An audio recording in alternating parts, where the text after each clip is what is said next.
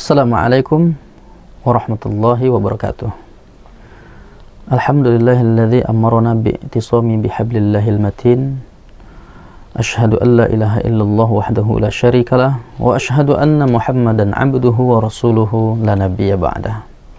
Kaum muslimin muslimat yang dimuliakan Allah Subhanahu wa taala. Melanjutkan tema fikih salat kita membahas seputar takbir sebelum ini. Nah, saat ini kita masih dalam kajian seputar takbir dalam bab di mana batas mengangkat tangan, sampai di mana kita angkat tangan ketika takbir itu, kemudian posisi mengangkat tangan itu dalam keadaan seperti apa saja. Nah, yang pertama, batas mengangkat tangan itu dalam hadis yang disebutkan dalam Sahih Bukhari dan Muslim, muttafaqun alaih, diriwayatkan dari Abdullah bin Umar, anna Rasulullah sallallahu alaihi wasallam kana yarfa'u yadayhi hazwa mankibaihi. Rasulullah itu, kata Abdullah bin Umar, kalau dia mengangkat tangan memulai salat, yarfa'u yadayhi hazwa, setentang bahu, minkabaihi, mankibaihi, yarfa'u yadayhi hazwa mankibaihi, mengangkat setentang bahu. Nah, ini hadis yang disebutkan di dalam Sahih Bukhari Muslim. Idza ftataha shalah, kalau dia memulai salat, permulaan salat itu kan takbir. Nah, mengangkat tangannya itu, hadis ini menunjukkan bahwa Nabi mengangkat sampai setentang bahu. Itu hadis pertama. Yang kedua, disebutkan dalam Sahih Muslim, diriwayatkan dari Malik bin Huwairis, anna Rasulullah sallallahu alaihi wasallam kana idza kabbara rafa'a yadayhi hatta yuhadhiya bihi ma udhunayhi. Rasulullah itu kalau dia memulai salat, idza kabbara, kalau dia bertakbir, rafa'a yadayhi, dia angkat tangannya, hatta yuhadhiya bihi ma udhunayhi, sampai ke telinganya, sejajar dengan telinganya.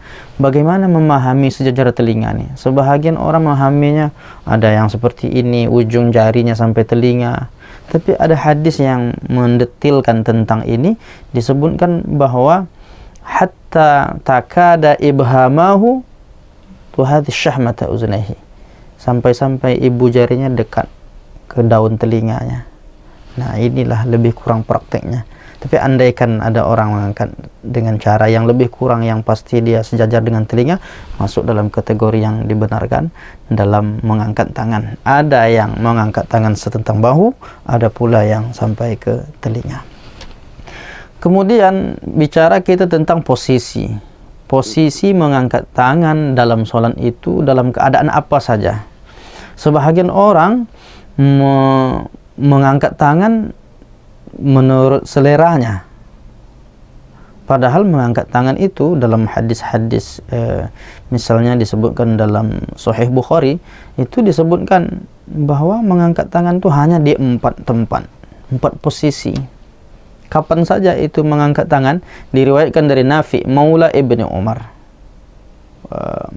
Nafi mengatakan Abdullah bin Umar ini kalau mempraktekkan sholat, tentu Abdullah bin Umar mempraktikkan salat itu karena melihat Rasulullah, idza dakhala fi shalah kabbara wa rafa'a yadayhi, kalau dia mulai salat, dia bertakbir, dia angkat tangannya. Artinya memulai salat angkat tangan.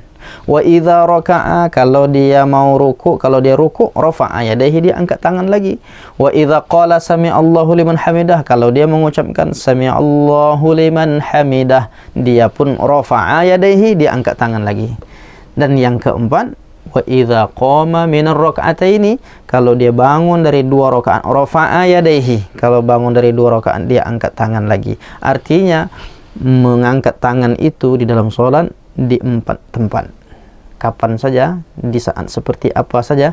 Yang pertama memulai sholat, takbiratul ihram, Allahu akbar. Yang kedua mau ruku, Allahu akbar, ruku.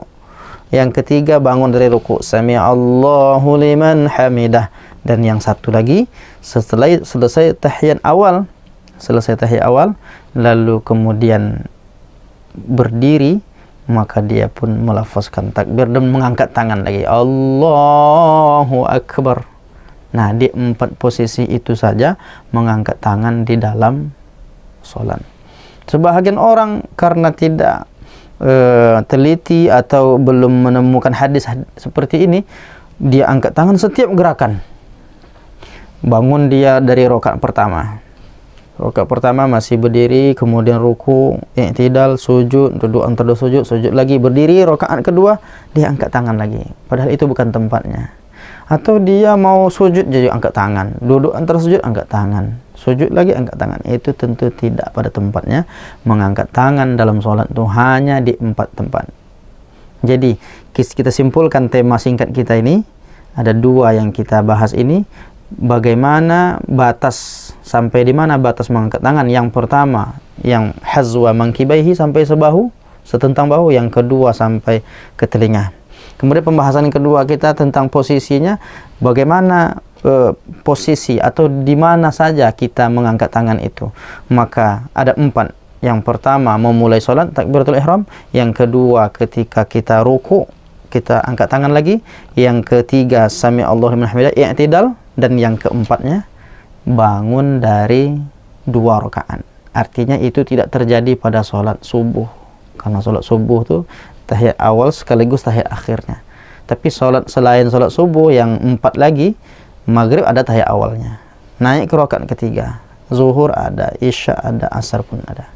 Mudah-mudahan kajian singkat ini bisa menambah wawasan kita dan tetap semangat untuk mengkaji ilmu-ilmu agama ini agar ibadah kita itu menjadi semakin baik. Karena ketika kita tahu dasar dari ibadah yang kita lakukan itu, semakin yakin bahwa yang kita lakukan yang benar-benar bersumber dari hadis-hadis Rasulullah dan penjelasan para ulama-ulama fikih yang paham tentang hadis-hadis Nabi itu.